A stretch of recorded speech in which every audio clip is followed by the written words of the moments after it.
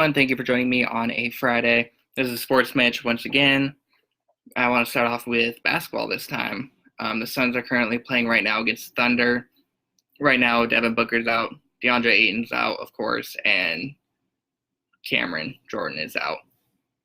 Or Cameron Johnson's out, my bad. Really, the Suns team has been filled with injuries, and with their current trajectory, I really think they're still going to win under those 30 games.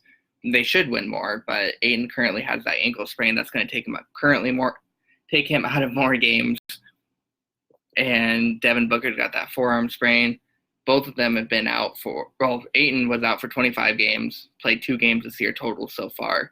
And Devin Booker's been out a couple times already this year. So good luck against the Thunder. They're playing in Oklahoma City. I don't think they win that one.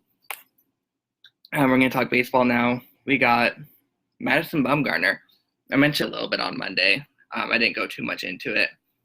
Madison Bumgarner is a really, really interesting move to me for the Diamondbacks, because for Diamondback fans, you should be really happy. The Diamondbacks are all in this year by getting Madison Bumgarner. Madison Bumgarner is not known for being the greatest regular season pitcher of all time. He is a left-handed pitcher, and every team needs left-handed pitchers. But with this move, Madison Bumgarner is one of the best postseason pitchers of all time. In the World Series, he has a .25 ERA, and he's been in 3 World Series. That's not a one-time anomaly. So, the Diamondbacks are all in. I actually strongly believe they can make the playoffs this year. I really do. With Ketel Marte, with Alex Avila, their catcher. He was actually ranked second best catcher last year behind the Seattle Mariners. So I really do believe that the Diamondbacks make the playoffs, and they're going to have to trade Robbie Ray to do that. I know Robbie Ray is very polarizing here in Arizona. He's a decent pitcher, but he's a left-handed pitcher. You always need a left-handed pitcher. I really think Diamondbacks go big with him. They trade him to a team that needs a left-handed pitcher, or believes they do, and I believe they get a good haul for it. You don't get good left-handed pitchers every single day. Now, of course, everyone wants to hear about the NFL. Let's be honest. It's NFL time. And here in Arizona, the Cardinals face the Seahawks. This will be an interesting game because both teams don't make adjustments. Kingsbury has proven that he doesn't care about making adjustments, and Seahawks over 50% of the time play their base. So what is it going to be this time? Seahawks have 3 big injuries on their defense, and Cardinals look like they finally got a defense. The interesting thing to me will be the matchup with DK Metcalf against Arizona's defensive back. I don't remember his name right now. He's the rookie. And DK Metcalf is a freak of nature. All he has to do is run a straight line, and let's see if he can actually be held down. Cardinals are bad at stopping the tight end. Seahawks don't really use the tight end. But Seahawks do like to run. Cardinals are bad against the run. They're really not great on defense at all. So really this game will be who can score more points. And I do believe that the Seahawks are going to win this, or should win this, but it is a bit of a trap game. Seahawks have to go to San Francisco the next week, and they have to face San Francisco in San Francisco, and that's probably the game they're looking forward to. So Cardinals might be able to sneak in an extra win here. Hopefully they can go up to 5 wins, 11 losses, and 1 tie. No, 5 wins, 9 losses, 1 tie, and then they'll face the Rams in that final week. One big thing is going to be that noise level, though. Kyler Murray has not played in Seattle yet. It is very loud in Seattle. Been to 1 game against Detroit, but I know they've broken multiple records for their noise level there. So it'll be interesting to see how Cliff deals with that, especially being a rookie coach, rookie quarterback. This will either be a great game or one of those really ugly games that you turn off after the first quarter, because Cardinals have 3 turnovers in the first quarter, and somehow Seahawks have 28 points, and they're up 28-0. That's really the most I can evaluate with them, given the fact that there's not much to evaluate because neither of them adjust to anything. College this week, there's a Fiesta Bowl, which normally I don't really care about, except it's in Arizona, Glendale. That'll be Ohio State versus Clemson. So if you want something to do in Arizona and you got the money, go for it. Ohio State has put on a very good year honestly, between them and LSU, they both deserve to be number one. Ohio's been blowing everyone out, but they're facing last year's champions Clemson, who, let's be honest, hasn't faced anyone. That ACC is awful, and they played no one before their season.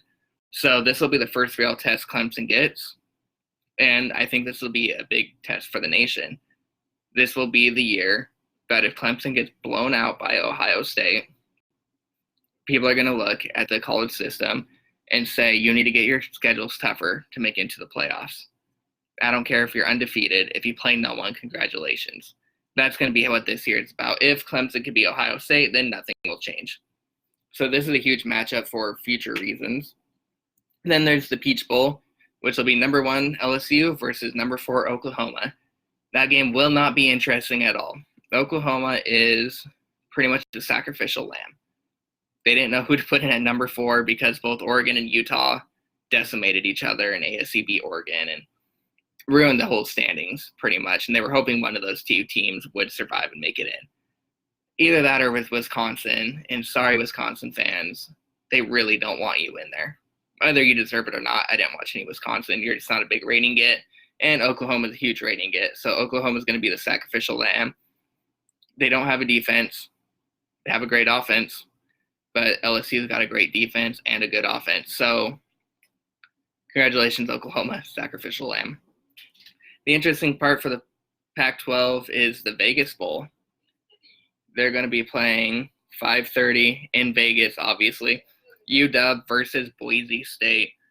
This will be UW's coach's final game. I really wish I could go. This will be Chris Peterson's final game, and he actually started his career of being a head coach at Boise State, which storyline-wise, I'm sure that's why they have these two teams facing each other. This will be a really emotional game for UW. I think they end up beating Boise State. I just think these players are solely bought into Chris. To put an example how much they bought into him, all 22 recruits that UW got, or that they recruited, still signed away. That's how much faith you have in Chris and UW, and not many programs can do that after a head coach leaves. I think they end up blowing him out, but I still wish I was there. For ASU, they hired a new defensive coordinator. He's the DB coach, Tony White. I really like this move. I'm sure ASU fans wanted a fancier name, bigger name, whatever. Tony White has grown into that 3-3-5 system that ASU likes to run, that Danny Gonzalez put in. And Danny Gonzalez is moving on to be the head coach for New Mexico, which is his dream job. So congratulations, have fun. The 3-3-5 system is very complicated. It's 3 linemen, 3 linebackers, 5 defensive backs. And as simple as that sounds, every team that faces them, when you explain what a 3-3-5 is to them, it's controlled chaos. There's a lot of confusion going on. You don't know what the defensive backs can do. They can come out. They can disguise blitzes better. The best way to describe it, if you've never seen the 3-3-5, is that Buffalo Bills defense from 3 years ago when they didn't have that much talent on their team.